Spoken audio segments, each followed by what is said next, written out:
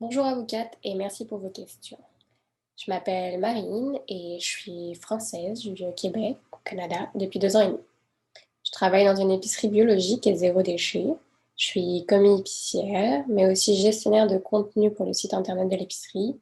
Et depuis le début d'année 2021, je suis chargée de projet pour créer un podcast sur le système alimentaire québécois. Alors, pour répondre à vos questions, je vais y aller de façon la plus logique et graduelle. Shruti, t'as demandé pourquoi j'étais intéressée par ce travail et pourquoi je pensais être bonne pour celui-ci. J'ai toujours été intéressée par le côté zéro déchet, sans plastique, sans emballage, etc.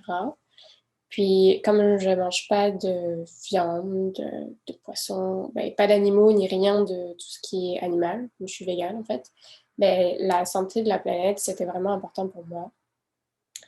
Donc, travailler dans une petite épicerie de quartier qui fait affaire avec les petits producteurs locaux, qui vend des légumes biologiques, puis des objets zéro déchet qui sont créés par des petits producteurs québécois, ben, ça faisait du sens pour moi.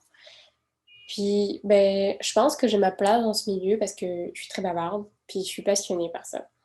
J'aime le service à la clientèle, j'aime répondre aux questions, j'aime aider les personnes quand ils entrent dans le magasin, parce qu'ils cherchent des produits, parce qu'ils veulent essayer le vrac en fait, parce que nous, tout ce qu'on vend, il n'y a pas d'emballage, ou très peu. Puis ben, ce que j'aime aussi, c'est discuter avec eux, puis découvrir de nouvelles façons de consommer, de cuisiner. Puis c'est ça, c'est cet échange qu'on a où on apprend des clients, où on apprend tous les jours des autres humains sur comment on peut aider à améliorer la planète. Euh, Neil, tu as demandé ce qui me motivait pour travailler, mais ça rejoint un peu ce que je disais. C'est savoir que chaque jour, j'œuvre au quotidien pour changer le monde, un geste à la fois, puisque je ne suis pas tout seul et que tous mes collègues, les clients qui entrent dans l'épicerie, ben, on fait tous partie d'une grande famille, puis qu'on a tous envie d'améliorer le quotidien de la planète, de faire ce qu'on peut. Puis ben, tout ça, ça me motive vraiment. Euh, Ben, moi, je me sens active dans ce que je fais. J'aime partager ma passion. J'aime parler du zéro déchet. Puis, ben, comme je disais tout à l'heure, parler des recettes parce que souvent, je trouve des produits puis je me demande comment les cuisiner. Puis quand je vois que des clients achètent, mettons, des haricots pinto, puis je leur demande ben, comment toi tu cuisines ça? Parce que moi, je sais pas les faire. J'ai essayé une fois puis c'était pas très bon. Donc, tout cet échange, tous les jours, rencontrer des gens, ça me motive vraiment beaucoup. Puis tu voulais également savoir comment on se prépare pour un entretien. Ben pour moi, le secret avant tout pour réussir son entretien, c'est de vouloir l'emploi. Si tu passes un entretien pour être poissonnier, mais que tu n'aimes pas le poisson, ça ne marchera pas. Donc pour réussir un entretien, si tu es passionné par le travail que tu feras, ça va tout débloquer.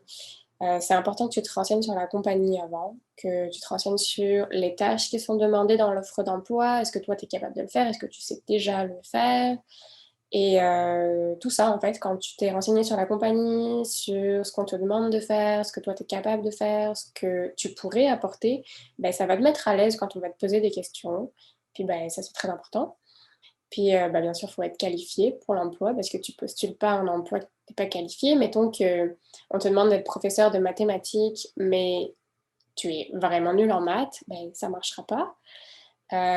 Puis, ben, surtout, ben, il ne faut pas que tu aies peur de montrer que toi, tu es exceptionnel, que tu es fait pour ce travail, puis que tu sais de quoi tu parles. Donc, si tu es sûr de toi, que tu connais le sujet et que, bien sûr, tu as les compétences pour le travail, il y a très peu de chances que tu ne réussisses pas l'entretien. Alors, Adi, ben, j'imagine que tes questions s'adressaient à une personne qui travaille dans le milieu éducatif. Euh, c'est pas mon cas. Par contre, je peux répondre à la question de l'école. Quelle école j'ai suivie pour avoir cet emploi? Donc, ce que je fais aujourd'hui, c'est-à-dire travailler dans une épicerie.